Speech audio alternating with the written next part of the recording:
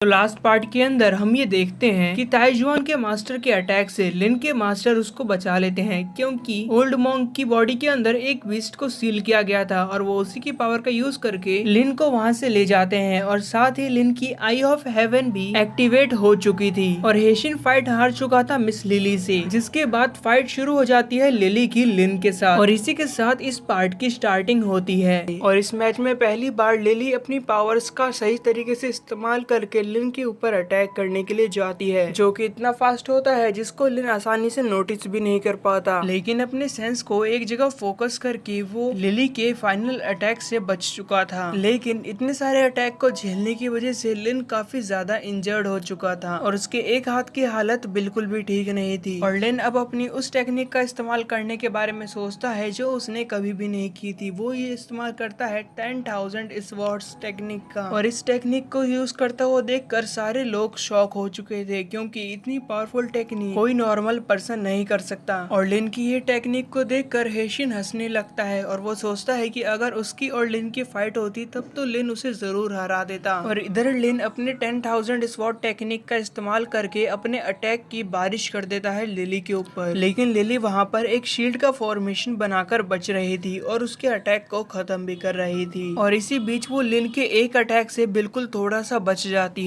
लेकिन लिन के लिए सिचुएशन और भी ज्यादा खराब होने वाली थी, क्योंकि अब वहाँ पर सूरज ढल चुका था और साथ ही जब भी आसमान में सूरज नहीं होता लिली के स्वॉर्ड की पावर और भी ज्यादा बढ़ जाती है। और इसीलिए लिली अपनी स्वॉर्ड का इस्तेमाल करने के बारे में सोचती है और इस गेम में पहली बार वो अपनी स्वॉर्ड को बाहर निकालती है, क्योंकि इससे पहले सिर्फ वो स्वॉर्ड की एनर्जी अटैक कर रही थी। लेकिन अब वो पहली बार अपनी स्वॉर्ड का इस्तेमाल करने वाली थी इस मैच के अंदर। और लेजेंडरी मूनलाइट स्वॉर्ड को देखने के लिए वहाँ पर सारे लोग खड़े हो जाते हैं और लिली अपने एक ही अटैक में लिन के 10,000 स्वॉर्ड टेक्निक को खत्म कर देती है। और ऐसा होने के बाद सारे सेक्ट मास्टर सोचते हैं कि अब तो लिन जरूर हारेगा, क्योंकि उसके सारे अटैक्स खत्म हो चुके हैं और वो मूनलाइट स्वॉर्ड को नहीं हरा सकता। लेकिन लिन के मास्टर जानते थे कि लिन के पास अभी भी कुछ पावरफुल टेक्निक बाकी है, लेकिन लिन को समझ में नहीं आ रहा था कि वो कैसे लिली को हराएगा। और इस बारे में सोचते हुए वो अपना आंख बंद करके अपने सारे करीबी और दोस्तों को याद करने लगता है। और साथ ही लिन अपनी पहले की लाइफ और अपनी अच्छी अच्छी मेमोरी के बारे में सोच रहा था। और साथ ही वो ये भी सोचता है कि जिन भी लोगों ने मेरा इतना साथ दिया मैं उनको ये मैच हार कर निराश नहीं करने वाला और मुझे ये मैच जीतना होगा। और इतने सारे इमोशंस होने की वजह से लिन के ऑरा की पावर्स और भी ज्यादा बढ़ जाती है और उसका फायर और आइस ऑरा और भी ज्यादा पावरफुल हो चुका था, क्योंकि उसको पीक भी नोटिस करता है, क्योंकि बैटल एरिना के बाहर लिन के स्वॉर्ड की वजह से काफी ज्यादा ठंड हो गई थी। और इतनी पावर्स के साथ ही में लिन अपनी स्वॉर्ड एमुलेट पावर्स को भी एक्टिवेट कर देता है। और अब लिली और लिन एक दूसरे वर्ल्ड में जाकर एक दूसरे से फाइट करने लगते हैं। ये एक छोटा सा वर्ल्ड था जो कि बना था लिन और लिली के कल्टीवेशन एनर्जी से, लेकिन इस वर्ल्ड में लिन की पावर्स थोड़ी और बढ़ चुकी थी, जिसमें इस सीन को लिन के बाल बड़े करके दिखाया गया है। और अब ये दोनों अपनी फुल स्पीड में एक दूसरे से फाइट करने लगते हैं, जिसमें लिन अपने मल्टीपल स्वॉर्ड टेक्निक का इस्तेमाल करके लिली के ऊपर अटैक करता है, जिससे लिली अपने स्वॉर्ड की हेल्प से बच रही थी। और अब लिन खुद आकर लिली के ऊपर अटैक करता है, जिसको लिली अपने स्वॉर्ड की हेल्प से हटा देती है। लेकिन दूर होने के बाद भी लिन अपने स्वॉर्ड अटैक को करना बंद नहीं कर रहा था और लिन को हराने के लिए लिली आसमान में जाती है, जहाँ पर वो मून से अपने स्वॉर्ड को